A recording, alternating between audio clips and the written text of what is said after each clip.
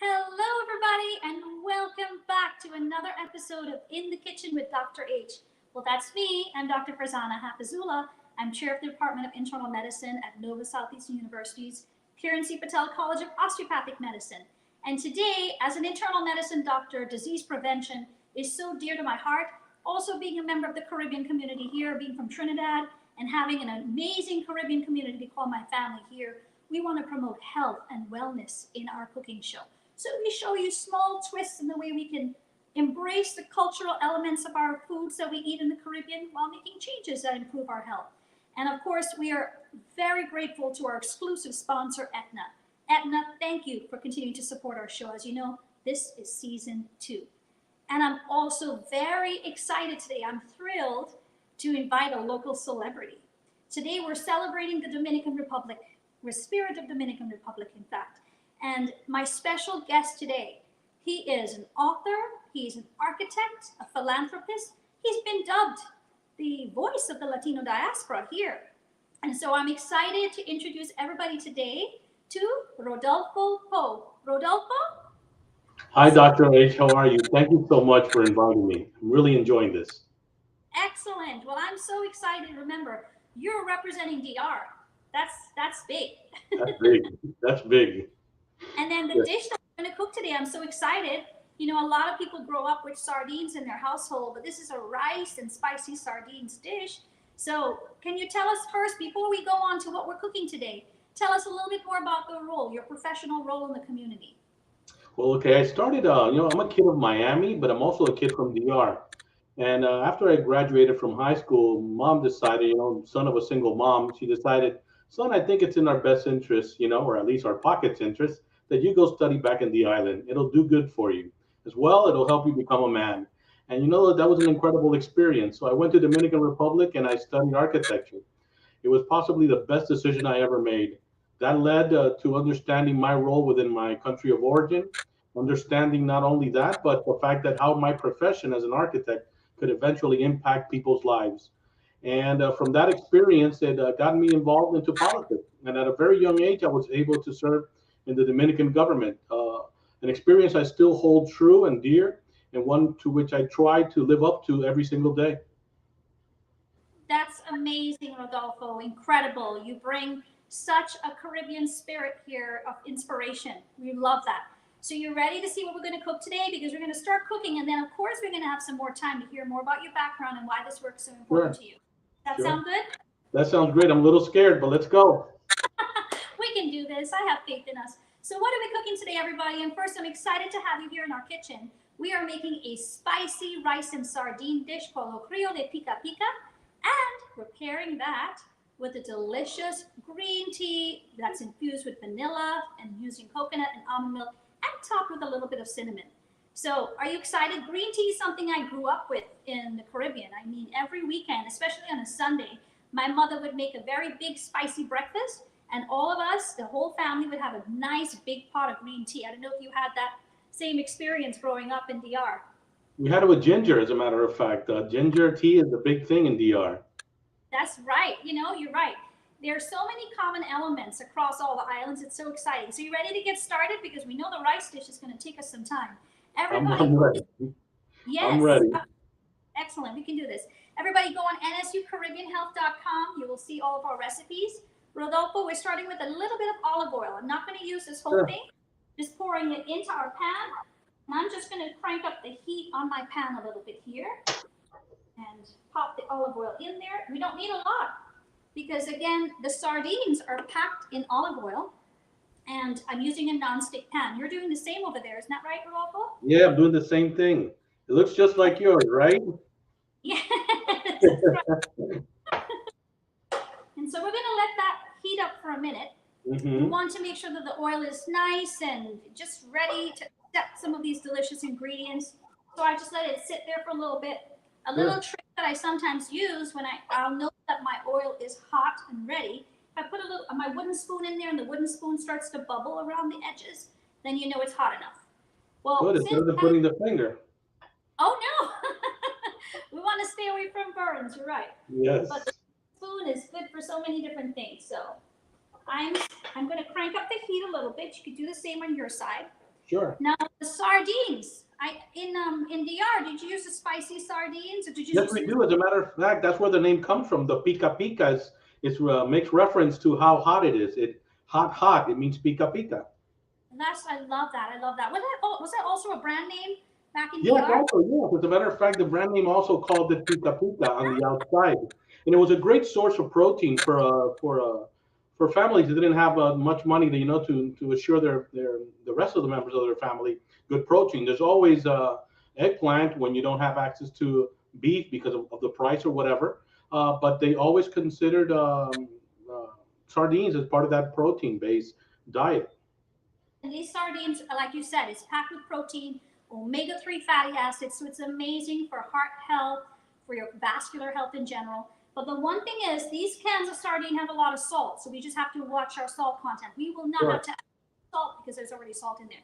So Sure. now that our oil is nice and warm, what we're going to do is add in some of our garlic, onions, and pepper. Okay? Sure. I'm going to start with a little garlic here. And that's like the little trinity for us. And, of course, I'm going to put a little bit of a Trinidad spin on Scotch bonnet peppers. Do you use a lot of Scotch bonnet or habanero peppers in DR? Yes, we do. All types of peppers, as a matter of fact. Fantastic. So in this dish, what is traditionally used as the pepper choice? Oh, the green pepper is basically, I would say, a very important component of the Dominican seasoning packet, if you would call it that. The garlic has to be in everything. We're really big on oregano also. Don't ask me how that came to be. Absolutely. We can certainly add oregano to this dish as well. And what's beautiful about this is a one-pot meal, so you don't have too much cleanup, right? Yes, exactly. Okay, so now I'm going to add in the rest of the vegetables. I'm adding in some bell peppers, like tricolor chopped bell peppers. Sure. Do the same on this side. Some of the carrots. Look at the beautiful colors. We love eating our colors here. It is. It is. Good fiber. Now, in DR, do you typically add a lot of vegetables to your LOCRIO de pica-pica, or is this a variation that you sometimes see in some of the? You know what? We're very open to all kinds of vegetables. As a matter of fact, to the point of, I'm still surprised at how much. Well, we have so much influence from Spain, and then later on from France. Very little from England, but nothing that I can't say that we don't really share with the rest of the islands. I think we have a pretty common menu, except for maybe the jerk chicken. I think everything else kind of like is the same for all of us. Yes, that's right. Through our Caribbean diaspora work, we found so many commonalities. There's so many common themes across the island. While we're each country so proud of what we bring to the table, I love that we share so much in common, right? Yes, yes, of course. Like I was telling you off camera, something about being an islander is that uniqueness of knowing that individuality of each of the islands. But to those that are not islanders, they see just all as one, which is always it's okay with me too, because we share so much shared history, and again, our backgrounds are all tied into Africa in one way or another, or to the Taino Indians from the area. So it's the same everywhere. Beautiful. That is so true. And this dish tends to be an equalizer, no matter where you're from or the background that you're from. Even though this is a nice budget-friendly dish that everybody could enjoy. Don't you agree? Yes, yes, it is. Okay, so now let's see. A little bit of sizzle is happening here. We're going to max out the heat a little bit here just to make sure that we can get some good cooking all the way up here. Now the sardines, if you separate your sardines out from the liquid that it was stored in, yes, that's a great way to make sure you don't add too much salt in. You have more control over that salt. Understood. So I'm going to start now. I have two kinds of sardines. I have the spicy version and I have the non-spicy version. Because with the Scotch bonnet peppers that we're going to add, we can definitely tune up or tune down the spice depending on what you like. So I'm going to add about half of my sardines right into this mixture right here. Doctor, let me ask you, did you get ahead of me with the tomato paste, or we're not there yet? Nope, no tomato paste yet. I did not put any tomato paste in there yet. Because what we're going to do is let the sardines first infuse before we add that tomato paste. I did put the celery in, though. Did you put your celery in? Yes, I did. Perfect. How peas. I did not add the peas just yet. No, not just yet. Perfect, because that one is a little mushy. And, you know, if it's not done right, then it could get a little bit too crushed. Doctor, I'm really doing this. Does it smell so good in here? Your kitchen smells amazing. It does. It does. Fantastic. Well, here you go. I'm just going to stir this a little bit. And it doesn't matter if the sardines break apart right here, because you really want that flavor to infuse. Remember, we reserved about a half of the sardines for the end of the dish, so you will see some whole sardines. And I don't take the bones out, because that's extra calcium. And this has a ton of vitamin D in it as well, which is amazing. I'm glad you told me. Yes. Speaking of bone health, you know, this month we're celebrating parks and recreations and minority health. So this is a perfect dish to kind of pack a punch of vascular health with the omega-3 fatty acids, vitamin D, the calcium, there's even phosphorus and some minerals. And of course, look at the beautiful vegetables, right? Now that this is sizzling up so nicely, at this point in time, we can put in some of the tomato paste, okay? Okay. I'll put that in before the peas, as much or as little as you'd like. I like the tang of the tomato paste. What about you? I'm right about there. You know what? I make sure I put at least 3/4 in this little dish, but it looks like I have enough to put in for what we need here. Exactly, because when we add water to this dish, you're going to see that bright red color appear from that tomato paste. I think I'm going to add just a little more of that tomato paste in there. You know, whatever, if you buy this from a tube or from a can, just, you know, we'll talk about this again. Just look at the servings on the back and it'll tell you how much salt or sodium. Yes. Because we want to make this a nice heart-healthy dish. Now, I don't know how yours is looking. Mine is looking great. Yes, I know, right? Well, you know what? Yours is looking great from here. I see it's looking amazing. And that smell also, right? Yes, yes. Tell you that you're on the right track. So now, at this point, you can add in your peas. Okay. Right? Just pop it in there. And you can add everything else now, because as a one-pot meal, so I'm going to add in my brown rice. I know that you have your rice on that side.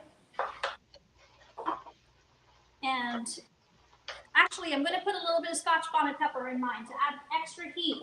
Are you going to add any extra peppers on your side there? No, you know what I do? Perfect.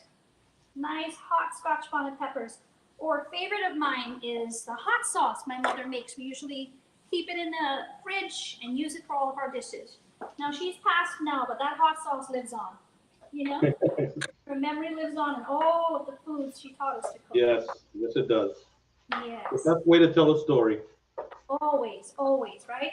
These are the traditions we pass on to our kids, our family. Exactly. Food is love for us, right? Exactly, exactly.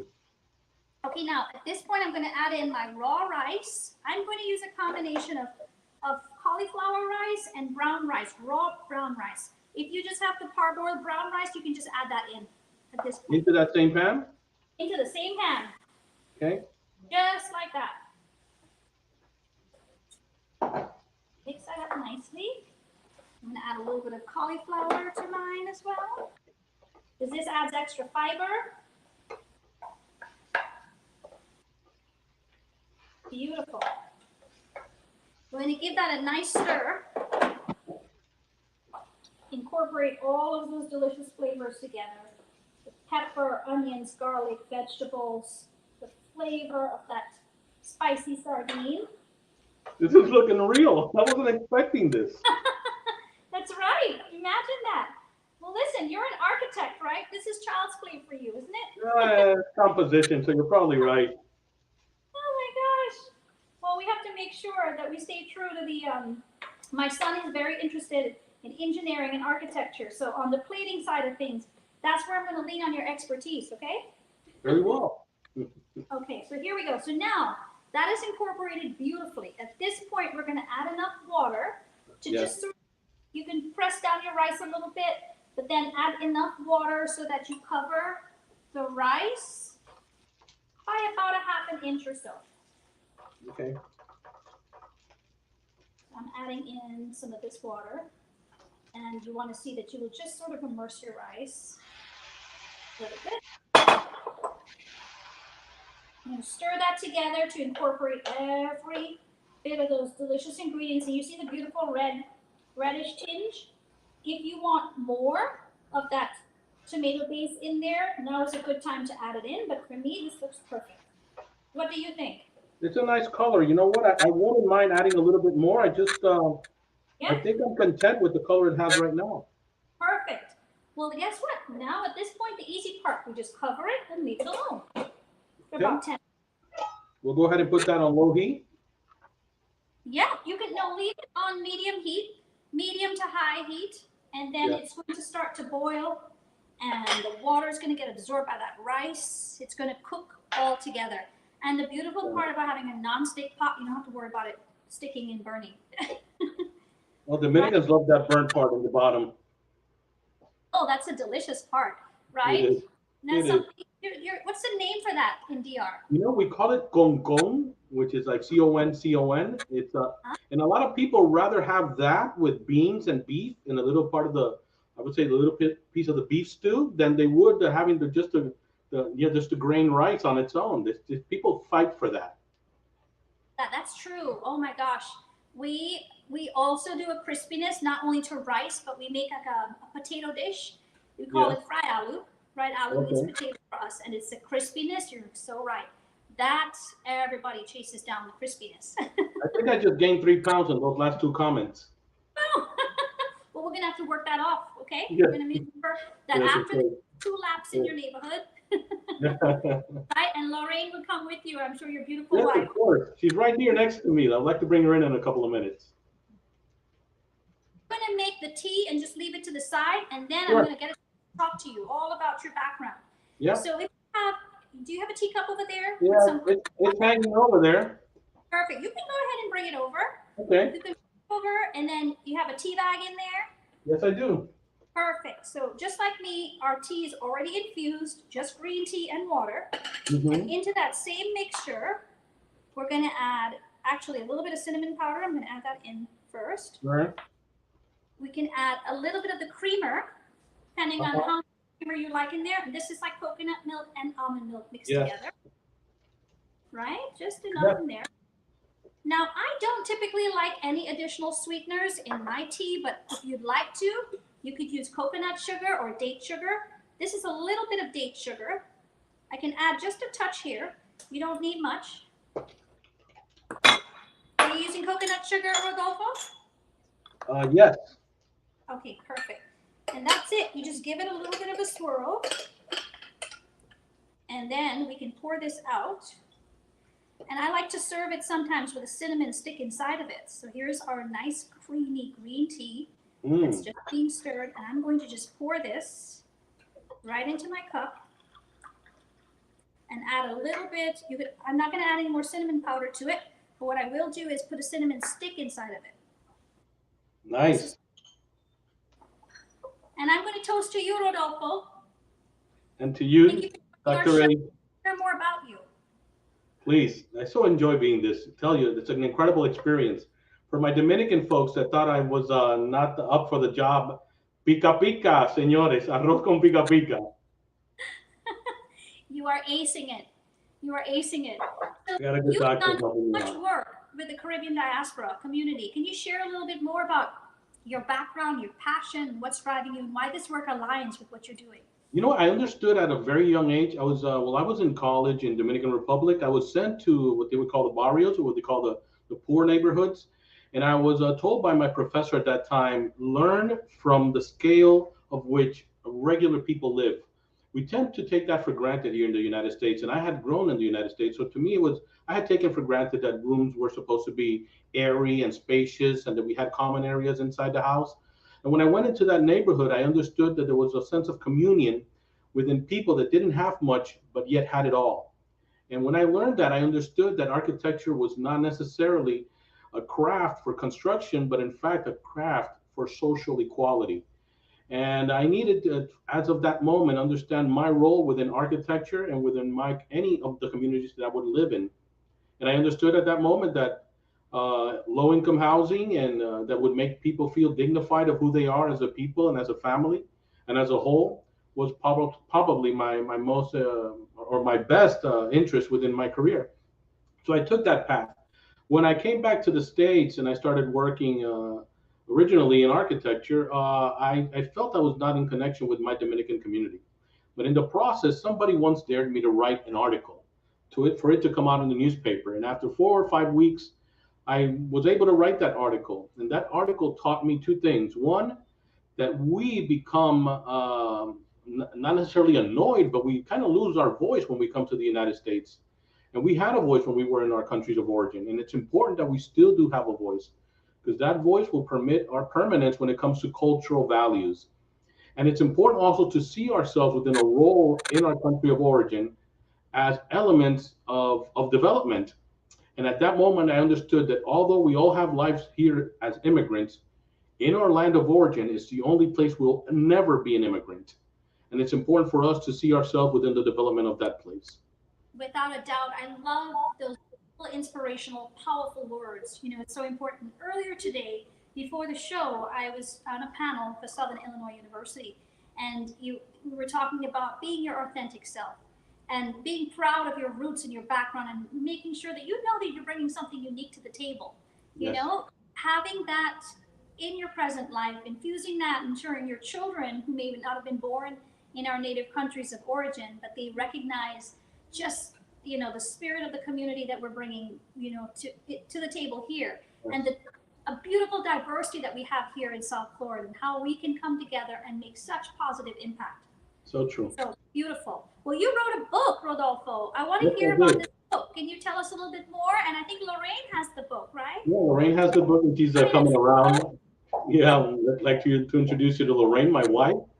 She's not the cook of the house, I'll tell you that much. And she'll laugh when she gets confronted by it. Lorraine, say hello. Hi, doctor. Hola, Lorraine. ¿Cómo está usted? Bien, bien. Thank you for inviting us to this. Absolutely. Well, let's hear about this book. It's incredible. So this is the second volume of the book. It's called Diaspora and Development, and it has like 50 different articles per se, and then they're all wrapped up into 10 different chapters, and all in a great table of contents. You know, it describes and empowers each of us, regardless of what nation you're from. It empowers you to acquire, again, that voice that is so necessary for your country of origin and is so necessary for your local community. You need to start looking at things through the lens of a person that's being exposed on a daily basis by 10, 12 different cultures. I mean, right now in this live we're having, I know you're impacted by 2 different cultures directly, and by me being with you now, it's 3 cultures, and just a production team that's around us, that's an additional couple of cultures more. So I can't really think and act the same way our folks do back in the island, but I can surely impact the way they think, just because I'm being exposed to other experiences. I love that. That level of cultural awareness and cultural humility is needed, I think, in every area of work and life. So today we're celebrating that. And gosh, doesn't your kitchen smell amazing? Lorraine, do you give them an A+ so far? I mean, it smells good. Yes, I'm the authorized tester of all the food. Yes, he is. That's the ultimate test, right? Yeah, when we were dating, she loved my food. We got together, and once we got married, she always finds something wrong with it. So I really don't know what it is, but she loved the way in which I wash dishes and I clean up over her. You know? You're constantly refining your approach. So we possibly, yes. That's funny. That's funny. I love it. My husband and I celebrated our 25th wedding anniversary this year. Imagine wow, that. Congratulations. Congratulations. Thank you. But you know, we live out loud as Caribbean people, and we celebrate lives to the fullest. But health and wellness is so important. So this project is so dear to my heart, because we've had so many people die from diabetes and heart disease and stroke, even some types of cancer. So just the small changes we're making in the dishes that we love eating so much makes such a strong positive impact down the road. And we want to be able to enjoy with quality of life, right? Don't you agree? Yes, totally. I think it's important.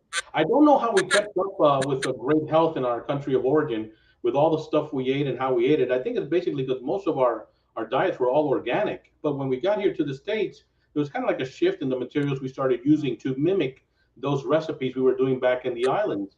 And I think that's where we got hurt with all this impact with sodium and impact with other elements that elevate our cholesterol, elevate our diabetes possibilities.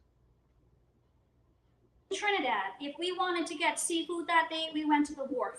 If I needed vegetables, it's in our backyard.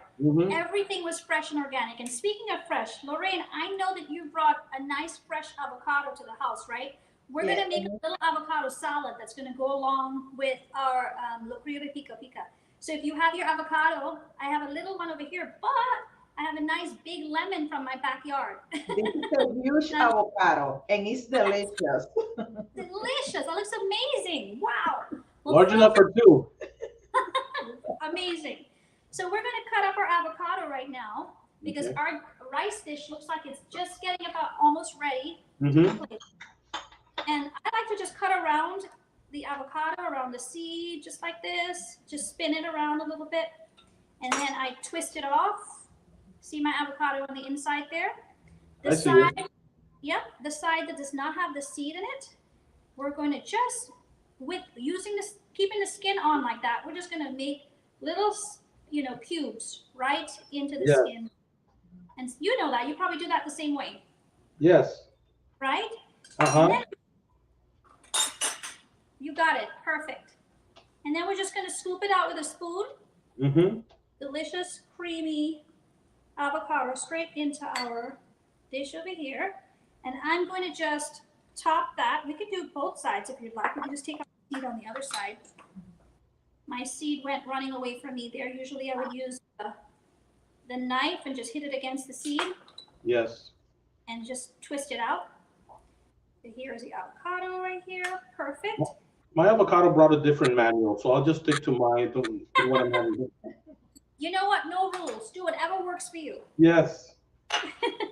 And now what we're going to do is I'm going to slice my lemon. Do you have a lemon or lemon juice? You know what? I might get one, but I don't have one at hand right now. Okay. But remember, like I told you before we got on the show, I have two of everything in this house. That's right. Well, don't worry. I have the lemon juice over here. And you know what? You're going to just use a fresh avocado version for our viewers, right? Yes. And so I'm just going to squeeze a little bit of the lemon juice over the top of the avocado that keeps it from browning. Gives it flavor. And I feel as though our rice dish is just almost ready. Looks about ready. So at this point, we can take the cover off of the pot right here. I'm going to use a little. My cover got super hot. So, woo, look at that. Amazing. It's bubbling and boiling, and the house smells amazing. I bet you my kids and my husband, they're trying to peek out to see the taste test already. I'm going to stir this up. Oh, wow. This is exactly where I want it to be. Now, it's at this point, you notice that some of the sardines were mashed up a little bit in there already? Yes. The rest of the other sardines just on top. The other half, I'm just going to put in just a couple of pieces of sardine on the top here. Just to add some extra protein, and I'm not using the liquid that it came in, just the sardine with the bones and everything, just because there's great calcium in there too. I hope my mom's watching. Repeat that, Rodolfo. I hope my mom's watching. Oh, of course. She questioned when I told her that I was going to cook arroz con pica-pica. Yes, she did. Well, now you've got great proof over here that you're excelling in this dish, right? I'm looking at production off the side of my face here. I hope she's taking good pictures.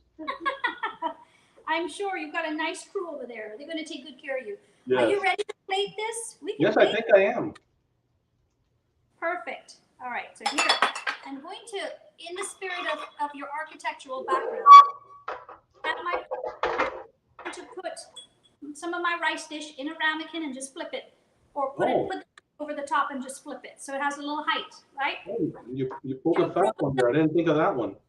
You know what? I have to, make sure that I impress the architect and his wife. You have me at hello, doctor. Oh my goodness. So there we go. There's our, oh my gosh, this looks amazingly delicious. This reminds me of paella, or in Trinidad, we have a pilau. So it reminds me of that too. It's just delicious. Any kind of rice dish like this. Okay. So now we're going to try to pack our rice and our veggies in there a little bit. And put my plate over it and just flip it. Have a little height now to my rice. Yes. And we're going to put a little bit of our avocado right on the top.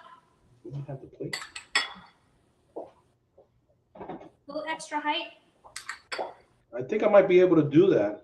Yeah, you can do that. I see you.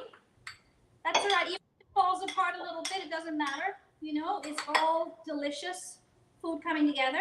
And we're going to sprinkle a little bit of cilantro on the top. Sure. And just around the sides. And look at that. How beautiful that is. That's like a $20 plate at a restaurant. See, restaurant style. Can we switch to our food cam? Let me see if I can show them the plated plate over here. LOCRIO de Pica-Pica. Beautiful. So we can taste test, you know. Do a little taste test and see. Wow. Well, I think we hit it out of the park. Okay. I think mine looks great. I'm so surprised. So delicious. So Lorraine, do you approve? Did you get to taste it yet? No, not yet. I'm gonna get the spoon now. As Lorraine is tasting it, let's go and let's show our viewers the small changes that we've done today. Sure. I'm going to put a slide that shows all of the small changes that we made today in our dishes that equal a healthier lifestyle. So spicy sardines, we have to be careful with the packing because sometimes it's too much salt. So just use sardines and olive oil, and you can add Scotch bonnet peppers. We amped up the vegetables in this dish to increase the fiber. We did not use any flavoring cubes, the natural food flavors from the vegetables and the herbs here. And of course the peppers and the veggies instead of white rice, brown rice. And today I use a cauliflower brown rice mixture. And of course the sardines are packed with omega-3 fatty acids. And instead of using any kind of heavy oils, we use a non-stick pan and just a little bit of olive oil. And I'm excited because we also were able to control the amount of salt in this dish. And we know that too much salt can really raise your blood pressure and contribute to strokes and heart disease. So Yes. when you're looking at what you're buying, we all have to kind of get used to reading the labels on all the foods. If it's tomato paste you're using, look at the servings that equal the amount of sodium or salt. So use low sodium tomato paste, or you can use tomato paste that doesn't have sodium in it. Next, alongside that, we use, of course, natural flavors to bring out the taste of the food. You don't need salt and everything. And the next thing we did here, I mentioned already, is reading your ingredients. Look for sodium, look for sugar. Sugar can be disguised as carbohydrates, glucose, dextrose, you know, all those different words. You want to make sure that that sugar content is low as well. Sometimes the green peas have sugar added to it and salt. And then of course, no added salt to the canned sardines. The canned sardines already have about 350 milligrams of salt. So we don't need to add any salt to this dish. You found that the spices brought out the flavor. And that's what we did. So Rodolfo and Lorraine, we're so excited again. You have your tea? Yes, I do. Have a toast off to you and Lorraine. And we want to wish our viewers the best and thank Etna again. To everybody, to good health, long life. Please join us again for the next show.